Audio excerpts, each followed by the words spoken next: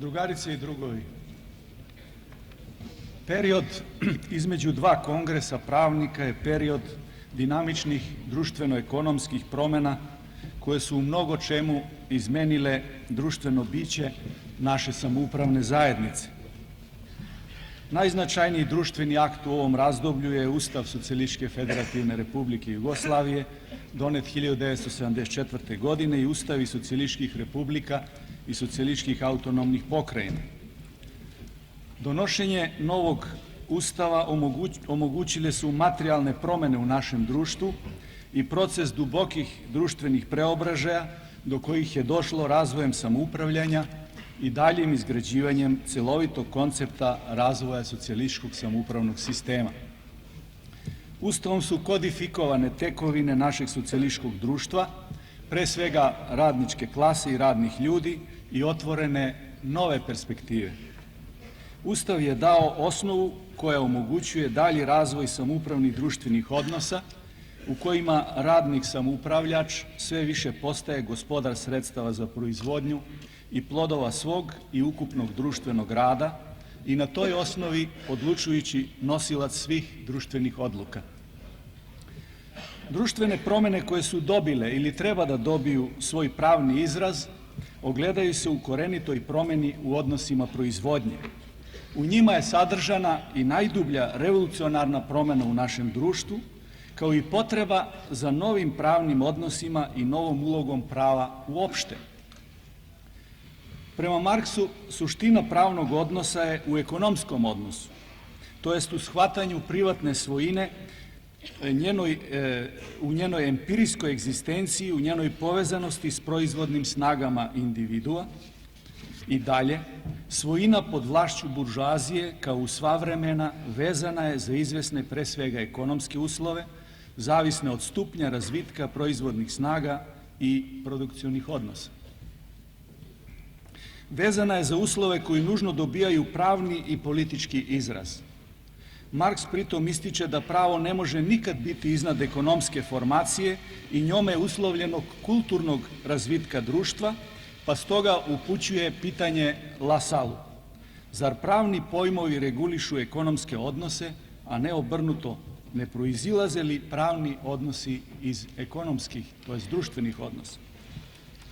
Predajom fabrika na upravljanje radnicima počeo je da se ruši ne samo državni oblik građanskog društva, koje je, kako kaže Hegel, bojno polje individualnog privatnog interesa svih protiv svih, nego je dovedeno u pitanje i pravo, odnosno odnosi zasnovani ne samo u privatno svojinskom, već i u državno svojinskom obliku. Dakle, i pravo nastalo u socijalističkim proizvodnim odnosima u kojima radnik još nije postao gospodar sredstava za proizvodnju i dohotka. Reč je dakle o potpuno novoj društveno-ekonomskoj stvarnosti koja izvan sistema građanskog i državno-socijalističkog prava u novim odnosima bez presedana treba da definiše ulogu prava, osnovne pravne institute i da u promenjenim produkcionim odnosima da teorijske odgovore na složena pitanja sadašnjeg i budućeg razvoja prava. To je dakle nova istorijska situacija za pravo i pravnike, naučnike i praktičare, koja da bi dala adekvatne rezultate mora da pođe od činjenice da se prvo moraju uočiti sve relevantne promjene u odnosima proizvodnje, da se u novim odnosima proizvodnje pođe od neotuđivih prava radnika, da se u tom svetlu sagleda karakter i sadržina svojine, napuštajući pri tome analogiju s društvima u kojima je privatna ili državna svojina sredstava za proizvodnju ona koja opredeljuje karakter produkcionih i društvenih odnosa. Na tome treba graditi i razvijati politički sistem i njegove institucije. Ne treba pri tome da nas buni to što se u samoupravnom društvu staro i novo istovremeno javljaju, jer se nijedan novi društveni oblik ne rađa odjednom i u idealnom vidu i što je borba za prevladavanje novog složena i duga. Bitno je da smo učinili prelom, da su u nastajanju produkcioni odnosi koji predstavljaju novu društvenu i pravnu situaciju. Osnovni pravni instituti moraju biti originarni, počivati na prirodi novih društvenih odnosa, a ne na modifikaciji starih. Oni ne mogu biti spekulativna, idealistička konstrukcija koja ne vodi računa o realnim društvenim okolnostima i snagama u okviru kojih se vodi borba za nove produkcione odnose.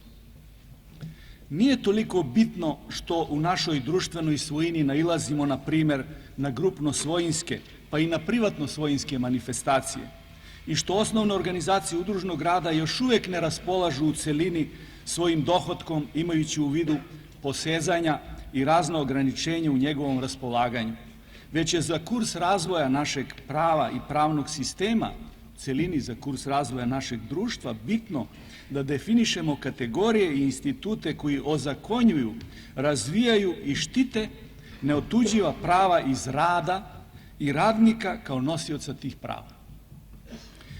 Priđemo li tako našem pravu, onda smo na čvrstom tlu istorijskih zakonitosti i neće biti nikakvih smetnji da naše pravne norme sadrže u sebi, regulišu i štite i one prelazne oblike prava koji imaju svoju genezu i osnovu u ranijem društvu koje još uvek, kao i određene ekonomske zakonitosti nasleđene iz ranijih produkcionih odnosa, egzistiraju, pa se moraju na izvestan način i uvažavati. Pri tome je bitno da su osnovni pravni instituti bazirani na novom produkcionom odnosu koji se kao crvena nit provlači kroz ceo pravni sistem i koji daje pečat celokupnom društveno-ekonomskom i političkom sistemu. Ovo nije pledoaje za napuštanje tekovina pravne nauke i prakse, koje su razvojem ljudskog društva postale i tekovina čovečanstva, već samo za dijalektički prilaz izgradnji našeg prava i pravnih instituta. Kao što je Napoleonov kodeks, na primjer, morao nastati nakon dubokih društvenih promjena započetih Francuskom revolucijom, dolaskom nove građanske klase na vlast, tako i radnik, proizvođač, gospodar sredstava za proizvodnju i plodova svoga rada, nezavisno od subjektivnih okolnosti i naše pravne svesti, stvara materijalne i društveno-ekonomske pretpostavke za nove društvene, pa prema tome i pravne odnose, stvarajući i učvršćujući svoju ulogu u društvu. Novi pravni poredak je posljedica nove istorijske uloge radničke klase koja je osvojila vlast i stvorila neophodne pretpostavke za izgradnju društva na novim osnovama. I za pravnu nauku i za pravnike to je šansa i veliki izazov za kreaciju, za doprinos koji će i u naučnom i u praktičnom pogledu imati karakter novog stvaralačkog učešća u sferi do sada nepoznatoj, a bogatoj novim sadržajem. Ovo nije faza glosatora i postglosatora koji su samo prilagođavali ono što su stvarali ljudi koji su živeli u vreme revolucionarnih promjena, scholastički se nadmudrujući, niti period u kome se iz tuđe društvene prakse na bolji ili gori način prenose dostignuća prava u istim društvenim odnosima. Reč je o revolucionisanju prava na jednom autohtonom primjeru u originarnoj društvenoj praksi koja pruža bogatstvo sadržaja i formi novog stvaralačkog pravnog saznanja i kreacije. Dozvolite da se osvrnem na još jednu značajnu komponentu našeg pravnog razmišljanja koja je takođe izraz osobenosti našeg socijalističkog samoupravnog razvoja. Do nastanka marksističkog učenja o državi obično su odvajani država i pravo, pri čemu su neki teoretičari davali primat državi, a neki pravu. Marksistički pisci, međutim, govore o neodvojivosti države i prava. Tako u manifestu komunističke partije stoji: same vaše ideje jesu proizvod buržoaskih odnosa proizvodnje i svojine, kao što je i vaše pravo samo u zakon pretvorena volja vaše klase, volja čija je sadržina data u materijalnim uslovima života buržoaske klase.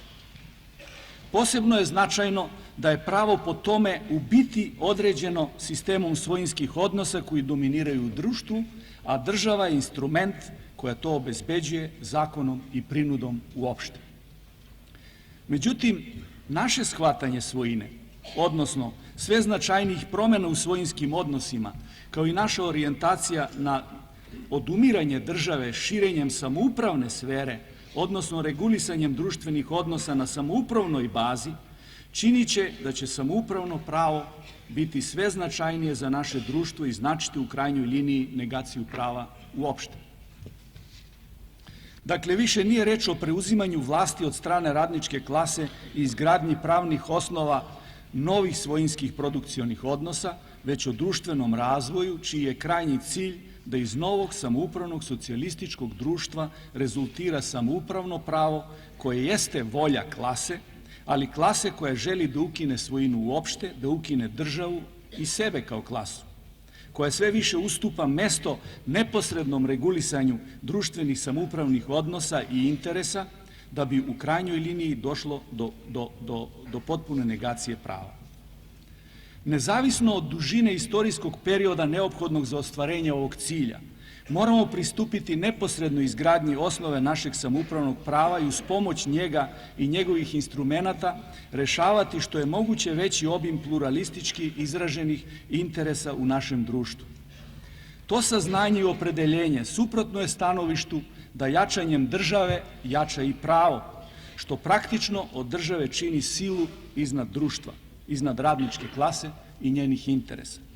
Prema tome, reč je ne o jačanju, uslovno govoreći, već o slabljenju države, odnosno njenom postepenom odumiranju, ali i o odumiranju prava kao klasne i državne tvorevine, što, razume se, ne isključuje pojavu upravo novog samoupravnog prava o kome je reč. Današnji sadržaj jugoslovenskog pozitivnog prava kao samoupravnih akata, kako samoupravnih akata, tako i akata državnih organa, predstavljaju jedinstvenu celinu. Osnovni principi socijalističkog prava čine nedeljivu celinu, jer se kroz to iskazuje stepen ostvarene vlasti radničke klase, razvoja samoupravljanja, promene položaja uloge čoveka kao slobodne ličnosti i stvaraoca. Pitanje je pri tom, činimo li sve što je neophodno da što je moguće brže krčimo puteve samoupravnog regulisanja odnosa među ljudima, pre svega među slobodnim samoupravnim činiocima. Navešću kao primer Zakon o planiranju, koji najveći broj odnosa među proizvođačima u prometnoj i finansijskoj sferi, a pre svega u oblasti planiranja razvoja, prenosi u sferu samoupravnog planiranja, dogovaranja i sporazumevanja unutar udruženog rada. Planiranje je u različitim sistemima shvatano kao eminentna, pre svega centralistička funkcija države, kao jedan od faktora preko koga se ostvaruje dominacija države i realizuju do detalja njeni zahtevi u vezi sa raspolaganjem ostvarenim dohotkom radnika, a pre svega njegovim viškom rada. U našem sistemu, u skladu sa pozicijama radnika samoupravljača i njegovim neotuđivim pravima, pošli smo od naučne pretpostavke koherentne našem sistemu, da najveći deo interesa, planova i zajedničkih poduhvata treba samoupravno usklađivati i rešavati počev od osnovne organizacije udruženog rada. Pluralizam interesa i njihovo povezivanje sa zajedničkim interesima do maksimuma će doći do izražaja u neposrednom odnosu unutar udruženog rada, u okviru radne ili složene organizacije, u prirodnoj i organskoj reprodukcionoj povezanosti proizvodne, prometne i finansijske sfere, ostavljajući određeni broj pitanja koja traže opšti samoupravni konsensus ili dogovor Republika i pokrajina s obzirom na nacionalni aspekt određenih pitanja, gde se samoupravljači javljaju ne samo u okviru koji znači organizovani klasni, već i organizovani nacionalni interes. To ni najmanje ne znači, kako se često simplificirano kaže, da smo planiranje sveli na zbir pojedinačnih planova, makar i velikih kompleksa udruženog rada, i da takvi planovi nikad neće odgovarati realnim mogućnostima društva, jer nemaju u vidu dimenziju celine i međunarodnih uslova. Naprotiv, samoupravno planiranje od osnovne organizacije omogućit će da zajednički planovi vezani za budućnost cele socijalističke zajednice budu zasnovani na realnim temeljima dogovora onih koji ih u životu jedino mogu i izvršiti. To ne znači da opšta projekcija razvoja celine i sklop međunarodnih uslova neće biti bitan faktor u izradi i opredeljenjima samoupravnih planova organizacije udružnog rada, ali to su pitanja metodologije planiranja, informatike, uloge naučnog rada, u tome i slično. Na taj način, Zakon o planiranju u najosjetljivijoj sferi, sa Zakonom o planiranju u najosjetljivijoj sferi stvorili smo uslove da samoupravno pravo dobije materijalnu podlogu.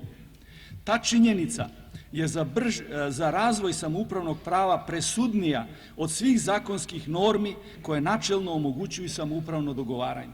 U ovom slučaju to je ne samo pravo, već jedini mogući put planskog regulisanja materijalnih i društvenih tokova. Tek će se u narednim godinama, uveren sam, razvojem ovakve prakse planiranja uočiti značaj toga za razvoj samoupravnih društvenih odnosa, a posebno u pogledu razvoja samoupravnog prava. Izvesne samoupravne norme mogu se i moraju obezbeđivati delovanjem ne samo samoupravnih, već i državnih organa, zakonskim i drugim aktima, jer paralelno postoje i deluju i samoupravne i zakonske norme i samoupravljanje i država. Međutim, upravo elementi sadržine i načina primjene samoupravne pravne norme izraz su promene karaktera i uloge državne norme i proizilaze iz osnovnih principa socijalističkog prava. Prema tome, naše pravo ne čine samo norme koje stvara, sankcioniše i primenjuje država, već i norme čiji je neposredni tvorac radnička klasa organizovana u različitim oblicima udruženog rada. To pravo i zovemo samoupravnim pravom. Taj put je samim tim i konkretno iniciranje i širenje procesa odumiranja države, eliminisanje vlasništva kao osnove za konstituisanje svih pravnih instituta i primata državnog prava, put humanizacije društva, što je došlo do punog izražaja u Ustavu i Zakonu o udruženom radu. Sa stanovišta teorije, ostvarivanje jednakosti na osnovu rada je novi kvalitet pravne jednakosti ljudi, kao neposrednog izraza društvenog položaja i pravne jednakosti, ljudskih prava, položaja i uloge čoveka u društvu. U poređenju s tim, jednostrani su i ograničeni zahtevi za takozvanim ljudskim slobodama građanskog prava, koje kao tekovine ljudskog razvoja ostaju sa svojim punim značajem, ali koje ne izražavaju danas goruće potrebe za ostvarivanjem prava čoveka otuđenog od sredstava za proizvodnju, zbog čega on ne može da se izrazi ni kao ekonomski, ni kao društveni subjekt.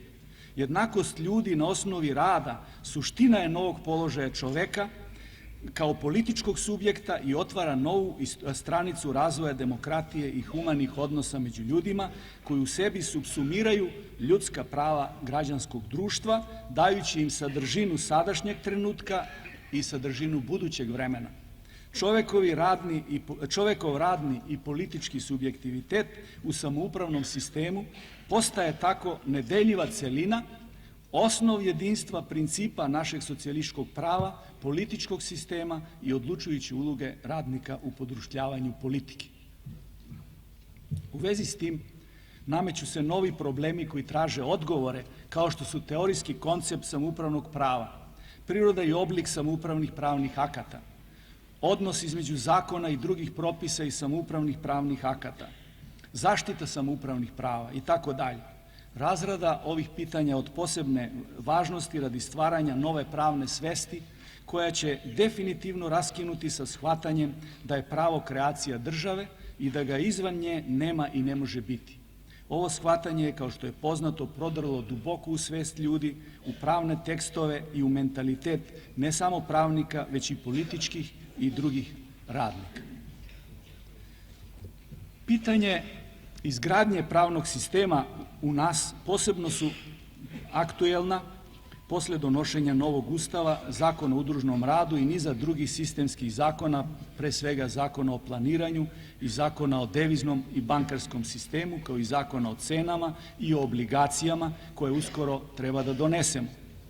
Razvoj društveno-ekonomskih odnosa i promene u pravnim institutima predstavljaju osnovu i daju potrebne elemente za kodifikaciju našeg pravnog sistema, koja iz teorijske i iz praktične strane neće biti ni jednostavna ni laka.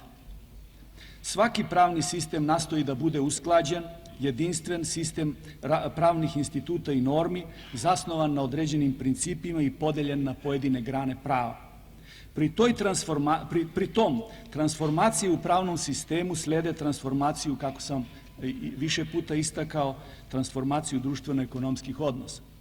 U dosadašnjem razvoju nove Jugoslavije bili smo uvek svesni toga i zato smo na promene u društveno-ekonomskim odnosima reagovali i neprekidnim prilagođavanjem i razvojem zakonodavstva. Česte promene Ustava i zakona ostavljali su tako malo prostora za rad na kodifikaciji pravnog sistema. U proteklom periodu to i nije bilo moguće, jer je bio u nastajanju i razvoju, su bili u nastajanju i razvoju novi produkcioni odnosi koji su imali reperkusije na sve društvene odnose.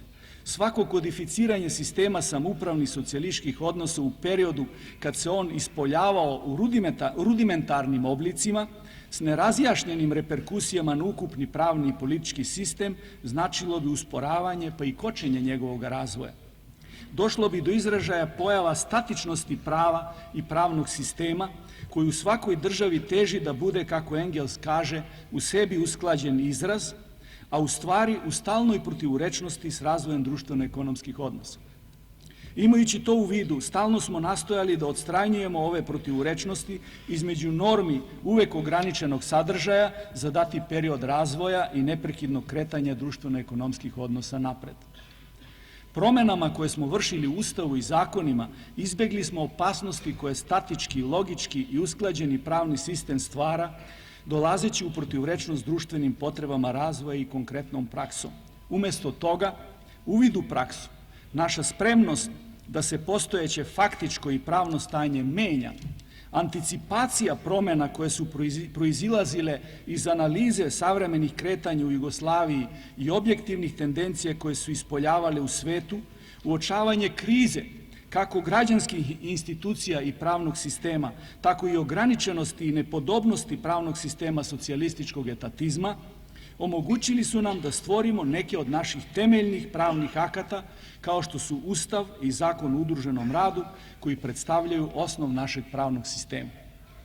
2,5 decenije razvoja samoupravljanja, ogroman zakonodavni rad i razvoj sistema samoupravnih socijalističkih odnosa omogućuju nam da ono što je u već promenjenim društvenim odnosima u nas došlo do izražaja, što predstavlja već ispoljenu trajniju zakonitost na bazi novog položaja radnika, bude kodifikovano u konzistentnom pravnom sistemu. Prema tome, uvažavajući činjenicu da je pravo odraz društveno-ekonomskih odnosa, ne samo da ne treba da odustanemo od izgrađivanja našeg pravnog sistema, niti da se prepustimo prakticističkom menjanju pravnih rešenja kroz tekuće zakonodavstvo, već treba da podstičemo pravnu teoriju, da pravno uobliči, definiše i teorijski objasni odnose koji su u nastajanju i dejstvu i time da krupan doprinos pravnoj teoriji, pozitivnom, stabilizirajućem delovanju konzistentnog pravnog sistema. Takav pravni sistem menjaće nasleđeno tumačenje određenih kategorija i pravnih škola i formiraće na toj osnovi novu pravnu svest koja će biti od ogromnog značaja za naše društvo, za zaštitu zakonitosti i za dalji razvoj pravne i ne samo pravne nauke. To ne bi značilo stvaranje statičkih pravnih normi koje bi zakočile dalju evoluciju društveno-ekonomskih odnosa, jer je dosadašnji razvoj pokazao da osnovne karakteristike društveno-ekonomskog odnosa imaju trajnije značenje u nas, značenje zakonitosti jedne nove društvene formacije. Pošto pravo reguliše odnose među ljudima, u središtu novog pravnog sistema mora biti radnik faktor novih društveno-ekonomskih odnosa, njegovo pravo na rad društvenim sredstvima, njegova neotuđiva prava koja u klasičnom smislu reči imaju karakter u navodnicama prirodnih prava u našem sistemu. Prema tome, naš pravni sistem ne može zadržati podelu na sferu državnog prava i sferu privatno-pravnih ugovora, obligacija raznih vrsta. Obligacioni odnosi u našem društvu nisu isti kao u buržoaskom društvu, to je izmenjeni tip odnosa, jer je očevidno da pojava i širina dejstva takozvanog samoupravnog prava menja iz osnova tu klasičnu podelu, kao što ni naš pravni sistem ne može zadržati podelu osnovnih pravnih instituta na poznate grane prava, civilno, privredno, radno pravo i tako dalje, nego u osnovi treba da pođe od nove grane prava udruženog rada. To pravo je u stvari osnovni institut našeg pravnog sistema. Pošto je Jugoslovenska socijalistička višenacionalna zajednica organizovana kao federacija ravnopravnih naroda i narodnosti, suverenih socijalističkih republika i pokrajina, prirodno se nameće i pitanje jedinstvenosti jugoslovenskog pravnog sistema. Po Ustavu, osnove našeg sistema su jedinstvene, naročito kada je reč o društveno-ekonomskim i društveno-političkim odnosima. Pored toga, republike i pokrajine imaju tako široka, originarna prava da svojim zakonodavstvom uređuju veoma značajne oblasti života. Različito normiranje određenih pojava uslovljeno je realnim odnosima i razlikama u stepenu razvoja, u kulturnim, socijalnim i drugim relevantnim životnim manifestacijama u različitim delovima naše zemlje.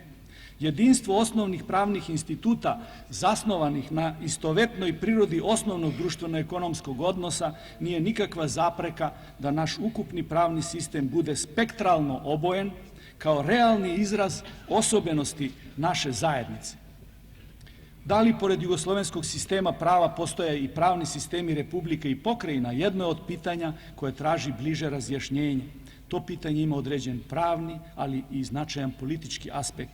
Stepen samostalnosti republika i pokrajina u nas verovatno je bez presedana u federativnim zajednicama, kao što je činjenica da bitan faktor našeg jedinstva predstavljaju isti društveno-ekonomski odnosi zasnovani na samoupravljanju radnika.